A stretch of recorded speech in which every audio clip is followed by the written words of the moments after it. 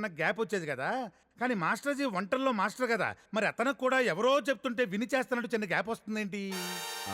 బాగానే ఫాలో అవుతున్నావు గాని ఒక్కసారి ఇటొచ్చి ఇది ఎలా ఉందో చెప్పు.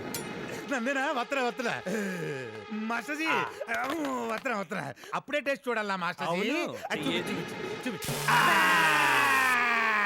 ఎలా ఉంది? బాగా కాలింది. మధ్య మధ్యలో మమ్మల్ని అలా క్వశ్చన్లు అడుగుతుంటే మాకు కూడా అలాగే కాలుతుంది. కరెక్ట్. వెళ్ళు. సారీ మాస్టర్జీ, మ్మ్. తప్పైతే క్షమించండి.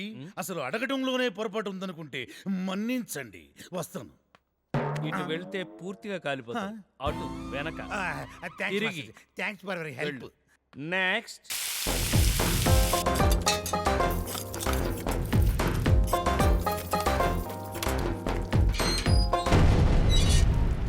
నమస్తే అన్న.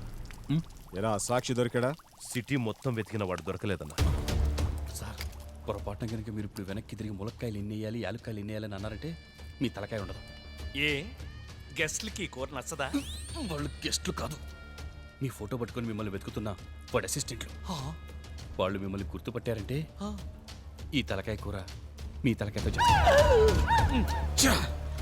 వాడు గాని నా చేతికి దొరికాడో ఈ తలకాయ కూర వాడి తలకాయతోనే చేస్తాం. Same dialogue. నిజం చెప్పు, నువ్వు నా తలకాయ మీదే మ్యాచ్ ఫిక్సింగ్ చేయలేదు కదా? అసలు ఎవడ్రా వాడు? ఇదిగో వీడే అన్న.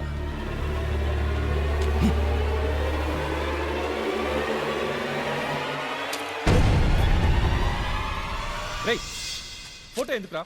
పెద్ద ఫ్రేమ్ కట్టి తీసుకురండి. అన్న హారతి ఇచ్చి రోజు పూజలు చేస్తాడు. సిగ్గులేదు? ఏయ్. వాడి తల తీసుకొచ్చి వీడేనన్నా చూపించాల్సింది పోయి ఫోటో చూపిస్తారా? ఫోటో. సారీ అన్న, కొంచెం ఎమోషన్ అయిపోయాను. ఏయ్, నిన్నెక్కడో చూశానే. బాగుందిరా, చాలా బాగా మేనేజ్ చేస్తున్నారు అన్న. వీళ్ళని చూస్తుంటే ఆ ఫోటో గురించి నన్ను ఎంక్వైరీ చేశారని కూడా చెప్తారు. అంతెందుకు, కుదిరితే మన మాస్టర్ జీయే